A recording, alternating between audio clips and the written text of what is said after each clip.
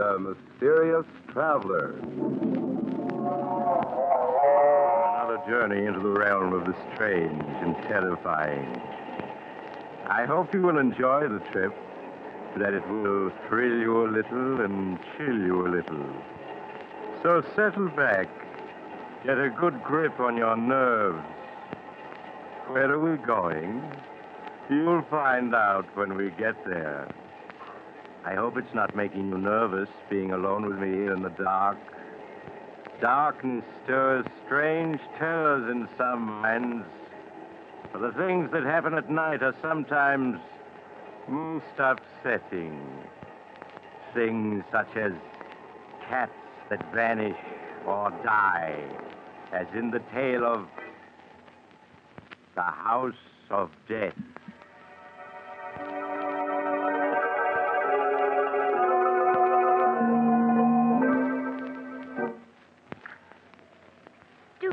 Living out in the country this way, Louise.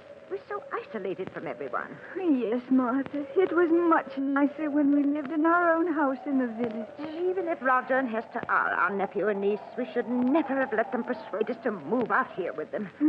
Oh, doesn't that wind ever stop blowing? Martha, Roger and Hester are coming. I just saw the car turn into the drive. I hope they've brought a maid. Well, what's the matter with Toby and Queenie? Oh, mother's little darling's hungry. Even Toby and Queenie don't like living here. Yes, they do seem unhappy. But Toby hasn't been eating well at all. Oh, Louise is very foolish out living here with Roger and Hester. I think we should move back to our house in the village where we can really be happy. Oh, Martha, could we? I see no reason why we can't. So much nonsense about our being invalids and too old to live alone. Hello, Aunt Martha. Aunt Louise. Oh, Roger, were you able to get a maid for us? Oh, I'm sorry about that, Aunt Louise. I tried, but it's just impossible to get a maid these days. Roger, you know we need someone to push Louise around in her wheelchair. It's too much for me. Well, I'm sure Hester will do anything you ask. How are you, Aunt Louise? Aunt Martha? I brought you some good hot tea and some biscuits. Thank you, dear. Roger, Louise and I have been talking things over. Now, it is very kind of Hester and you to invite us to live with you, but we were much happier living in the village and would like to go back to our house. What? But, Aunt Martha, it's much better for you here. Of course. You're homesick, that's all. Why, certainly in time you'll come to love this place as we do. Now, we don't want to hear another word about your leaving us. We couldn't be happy thinking of the two of you living alone in that house in the village. Come along, Roger. Let them drink their tea. Yes, Hester. Well, see you both later. They're really so good to us, Martha. But I do wish they'd let us return to our own house. Tea tastes strange. You tried it yet, Louise? No. Why, yes, you're right. It does taste funny. Probably the water they use. Nothing out here seems as good as it was home. You better not drink any more of it. No, do you remember the little teas we used to give when we lived in the village? Mary Thompson came over every afternoon. It was so nice. There's no reason why we can't move back to our house and have those teas again. But you heard what Roger and Hester said. Our health isn't so good, and we need someone to look after us. Well, what of it? With all that money Father left us, we can afford a dozen servants.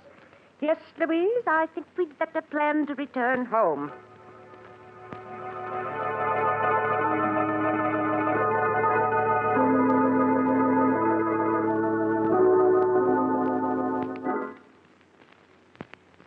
The mail car in sight, Louise? Martha, not yet.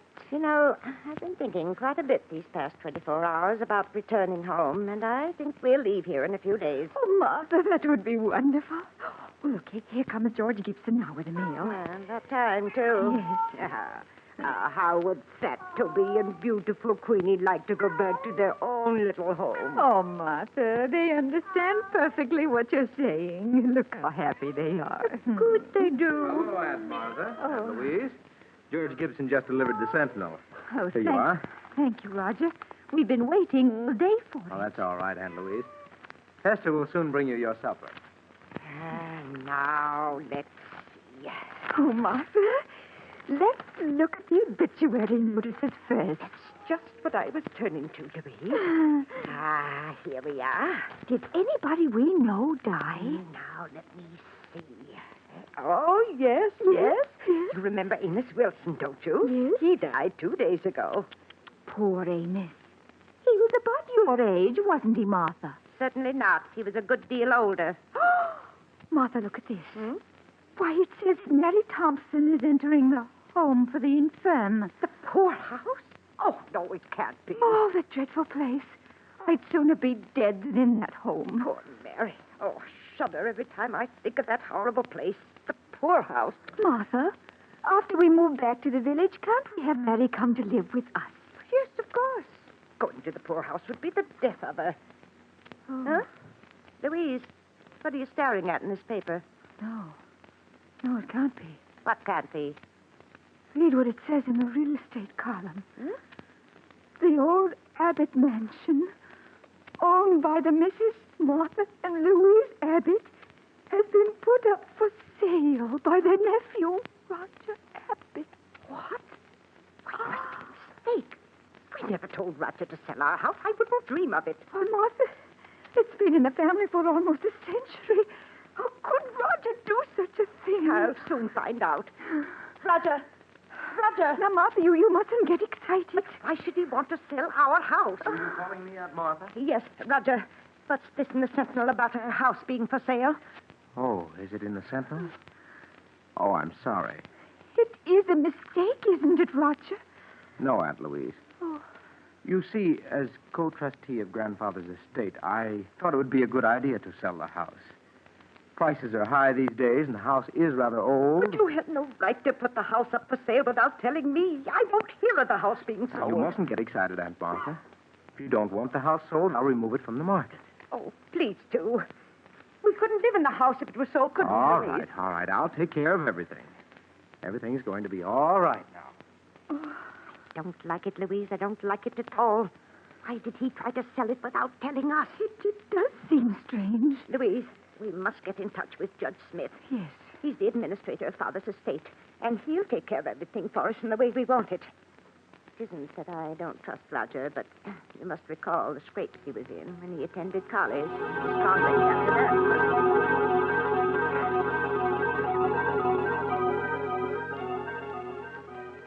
And then there was the matter of that bad check Roger gave.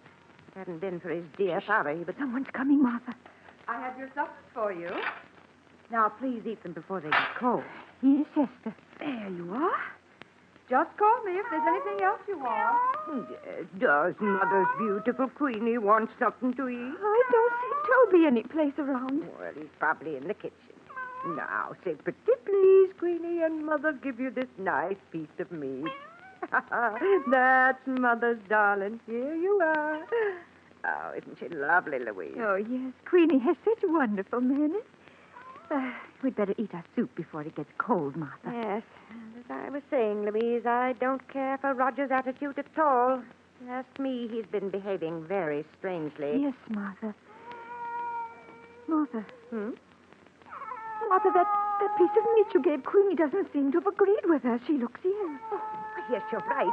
Oh, Queenie, what's the matter with Mother's little darling? Martha, she's in agony. Yes, what can we do? Roger, come quickly. Oh, poor Queenie. Roger. She's suffering so. Martha. Oh, Roger, do something. We must help poor Queenie. Oh, Roger, look. I'm afraid it's too late, Aunt Martha. She's dead. Dead? But It can't be. She was all right just a few minutes ago. Things like this will happen, Aunt Martha. She was old. She probably had cramps. Roger, you better take Queenie out of here. All right, dear. poor Queenie. We've had her ever since she was a little kitten, 12 years now. There, Aunt Louise, you mustn't cry. You still have Toby. Now, why don't you eat your supper? You'll feel much better if you do. Esther, how can you speak of food at a time like this? With poor Queenie's body not even cold. I'm sorry, Aunt Martha. If you want me, just call. Oh, Martha, it won't be the same without Queenie. I simply can't understand it. 1 minute Queenie was perfectly well. Then after you gave her the meat, she became ill. Yes, she was perfectly well until she ate the meat. Louise, the meat, that's it. Don't understand, Martha. The meat, it was poisoned. Poisoned? Louise, that poisoned meat was meant for us. Martha, You don't mean that Roger and Hester... Oh, no. Yes, no. Louise, they're after our money. Oh, what are we going to do? We can't get at the phone. Got to get in touch with Judge Smith. Our lives depend upon it.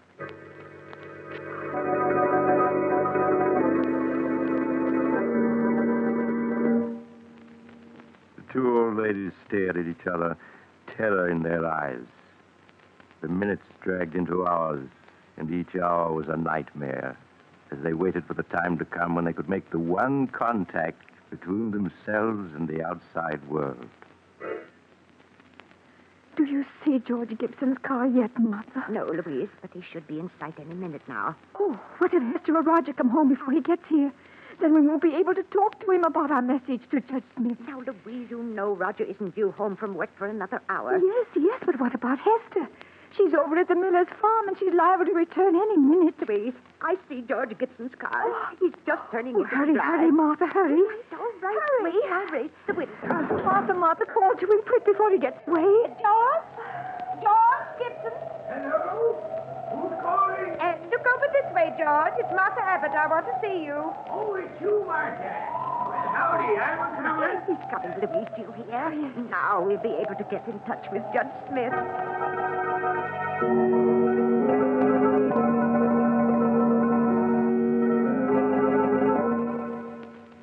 But after George Gibson left the Abbott sisters, he met Hester a half-mile up the road.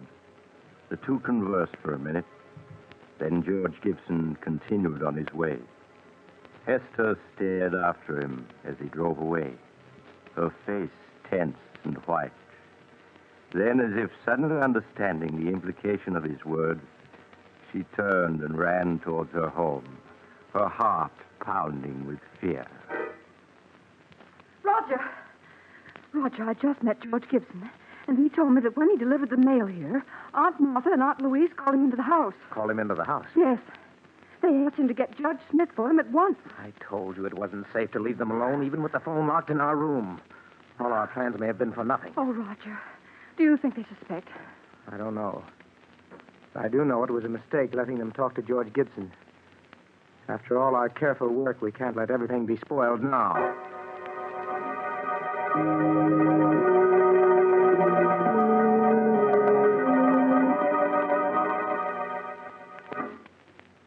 Oh, Martha, these past 24 hours have been endless. Where can George be? Probably delayed somewhere. Oh, Martha, there. George is coming. He just turned into the drive. I told you he wouldn't fail us. Oh, but Roger and Hester are in the house now. What if they don't let George see us? Nonsense. When George has a message to deliver, he delivers it. Roger's just gone out to get the mail, but... Louise. What is it, Martha? What's wrong? That isn't George Gibson driving the mail car. What? The man driving it's only a youngster. Now he's leaving. Martha, what does it mean? I don't know. I don't understand. Perhaps George is ill and he couldn't come today. Hello, Aunt Martha, Louise. This magazine just came in the mail. Thought you might like to see it. Thank you, Roger. Why didn't George Gibson deliver the mail? Oh, so you noticed there was a new driver today. Yes. I'm sorry to tell you this, but poor George Gibson was killed last night. Killed? Oh, no. He had an accident as he was returning to the village. An accident? Yes. I don't want to speak any more about it. It'll just upset you. Hester will bring you your supper soon. Oh, poor George. That means Judge Smith never got our message. Oh, Martha. Louise, don't you see? It wasn't an accident. But Roger said it was. George was deliberately killed to keep him from going to Judge Smith. Martha, you don't mean that Roger and Yes, Hester... Louise. They won't stop at anything to get our money. Oh, Martha, I'm so frightened. Oh, we must have courage or we're lost. Oh, but if we can't get word to the outside and they're poisoning our food... Well, we haven't eaten a thing since poor Queenie died. We can't go on throwing food away or we'll starve. There's only one thing to do, Louise, if we're not to starve. Toby must sample our food before we eat it. You mean to see if it's poisoned? Yes. Oh, I know it's dreadful risking poor Toby's life like that, but it's the only thing to do. And meanwhile, we must get in touch with Judge Smith. We must.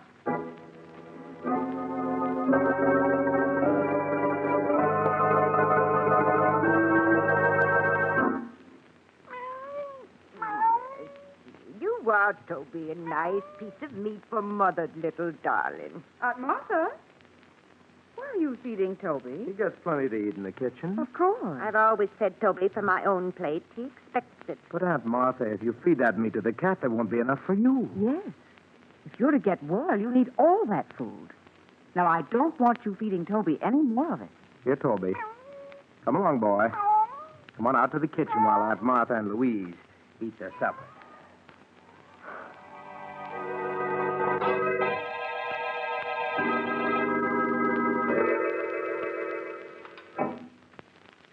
How are you, Aunt Martha? Louise? I've brought you your lunch. Doesn't it look good? Yes, Hester, it's very nice. Lunch, eh? Here, Toby. Here, kitty, kitty, kitty. Hester, have you seen Toby? No, Aunt Martha, I haven't. Oh, but where could he be? Toby's always on time for meals. He's probably someplace around the house. Now, eat your lunch before it gets cold. Oh, Martha, where can he be? Toby will be along in a few minutes. And we won't touch a bit of this food until he's tried it first. Oh, I do wish he were here. I'm so hungry. Louise, don't touch a thing on that tray. It isn't safe. Oh, here, Toby. Here, kitty, kitty, kitty, kitty, kitty,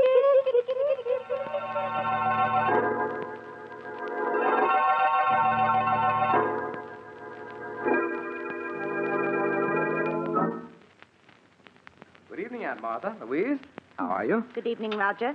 I have your supper here for you two. What? Aunt Martha, neither of you ate your lunch. What's wrong? We weren't hungry, Hester. Have you found Toby yet? No. I've looked everywhere for him, but he seems to have disappeared. Oh, no. Now, you mustn't worry. I'm sure he'll turn up. Yes. Aunt Martha, you and Louise can't afford to miss meals in your state of health. Why, certainly not. Now, we want you to eat everything that Hester has brought you. Yes, you'll make us very unhappy if you don't. Now eat it while it's hot.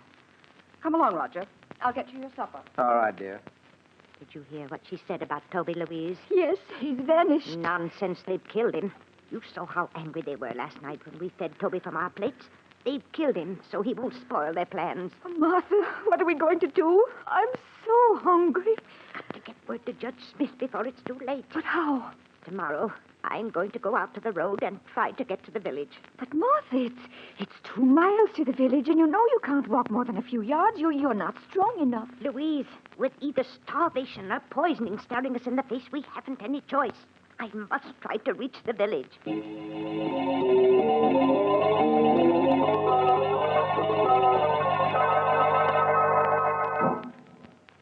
The next morning, after Roger had left for the village and Hester had gone to the Miller farm, Martha dressed as quickly as her shaking hands would permit. Louise watched nervously as her sister quietly opened the door and started on her long, painful way to the village. Hello, Aunt Louise. Oh, Why, where's Aunt Martha? Aunt Martha, she's someplace around the house. But I've just been through the house. Why, her closet is open, and her hat and coat are missing. Aunt Louise, did Martha leave this house? Why, yes, she said she wanted to go for a walk. Go for a walk? At her age and in weather like this? Why, it'll be the death of her. Did she start out toward the village? Answer me. Yes, Hester. Telephone Roger at his office. She must be stopped.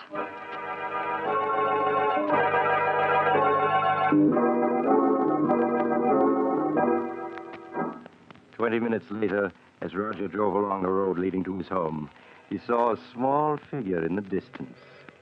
It was Aunt Martha.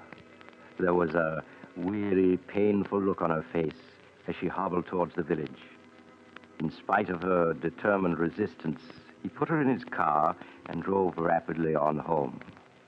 One thought was uppermost in his mind. He must make sure that this could never be repeated. Oh, Martha, I'm so hungry. Yes, Louise, I know. So am I. We've gone 3 days now without eating. We left them our money and our wills. Why must they kill us? They're nothing but common murderers. Oh, if there was only some way to get word to the village. Louise, I've got an idea. What is it, Martha? If we were to set fire to the house, they'd see it in the village. Yes.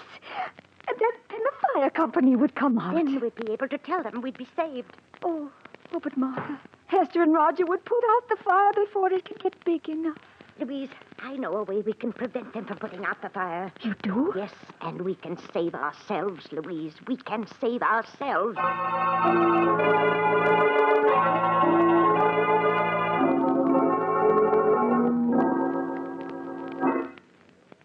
Here, Toby. Here, kitty, kitty, kitty. Aunt Martha! Why are you looking down the cellar? You should be in your room. Yes, it's drafty out here in the hall. Now, come on, close the cellar door and go back to your room. But I heard Toby crying. He's down in the cellar, and I won't go to my room until I get But him. Aunt Martha, Roger, just to put Aunt Martha's mind at ease, why don't you go down to the cellar and see if Toby is there? Oh, all right. If you ask me, it's just a waste of time. Oh, please help him look for Toby, Hester. You'll find him so much quicker if you both look for him. Oh, very well. But you go back to your room so you won't catch cold. Roger, do you see him? He doesn't seem to be any place here in the cellar. Now we'll see just how smart you are, trying to poison us. There, you won't stop us from escaping now. Oh, I must get Louise. Louise! Louise! Yes, Mom? Oh, Louise, it worked. Martha, you mean you were able to lock them in the cellar? Yes, and with the door locked, they can't get out. Oh. Aunt Martha, unlock this door. Let us go! Oh, they found out they're locked in. Don't you worry about it, Louise. I'll take care of everything. Oh, Martha. Aunt Martha. Martha, what are you doing with that kerosene lamp? I'm pouring the kerosene around the room so that it'll burn better. Oh, Are you ready to leave, Louise? yes, Martha. Then I'll strike the match and start the fire. Please, Aunt Martha, please open the door! Oh, how quickly it's starting to spread. Yes, we better leave. I'll push your wheelchair, Louise, and you try to help by rolling the wheels. Yes, Louise. There. Yes, we're coming along nicely. Oh, Martha, I hate the babies. Louise, you mustn't waste any pity on them. Even if they are our niece and nephew, they're nothing but common murderers. Yes, I suppose you're right. Now I'll just open the front door and we'll be free.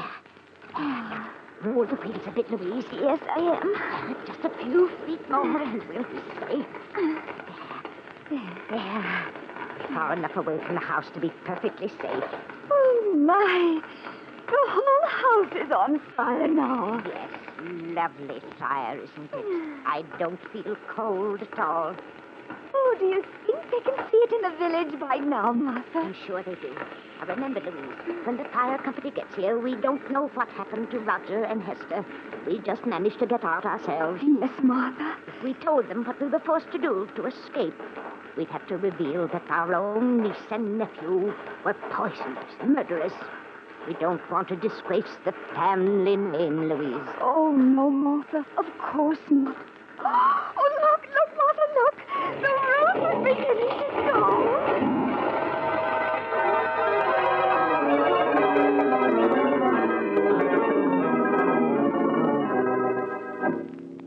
A few minutes later, the fire company arrived to find Martha and Louise in the garden, staring at the roaring fire which had been their home. It was too late to save the other occupants of the house, so the men were forced to stand by helplessly and watch it burn.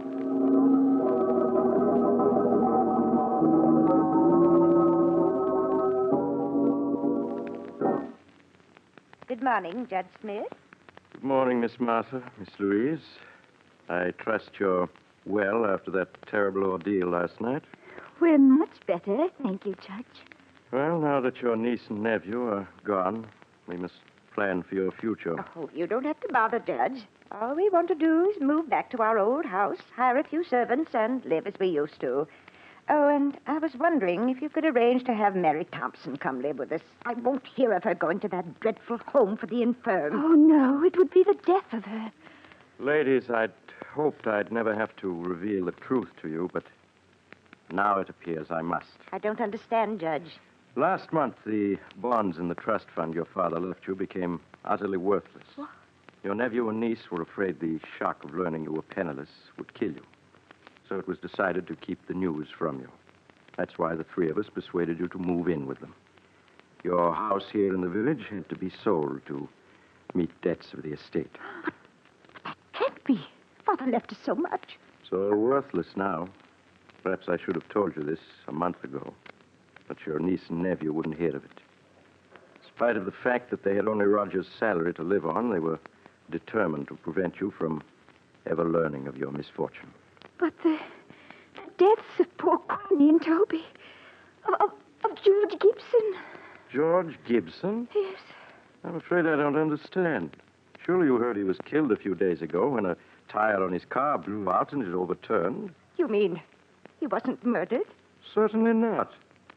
Are you feeling well? Has my news been too much for you? No. Well, now that your niece and nephew are gone and there's no one to support you, I'm afraid there's only one thing left. One thing left? What's that? I'm sorry to say, the home for the infirm, the poorhouse.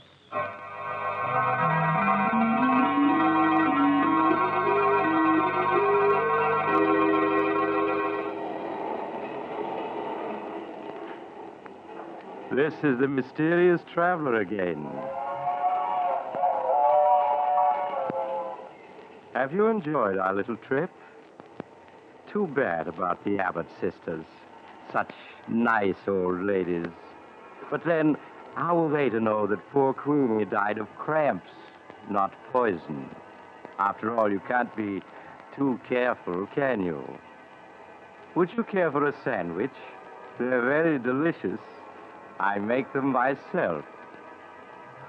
Oh, you're getting off at the next stop. I'm sorry. Perhaps you'll join me again soon. I take this same train every week.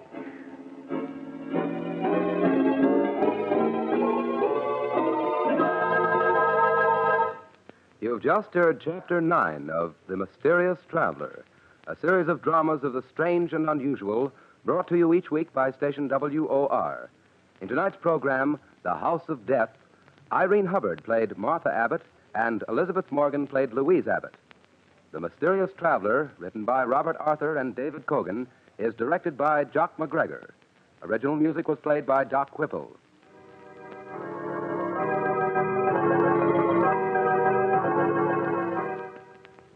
Listen next week to a tale titled The Man Who Knew Too Much. Another Tale of the Mysterious Traveler.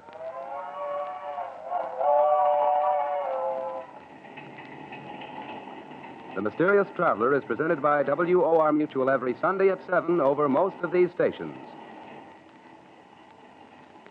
This is Mutual.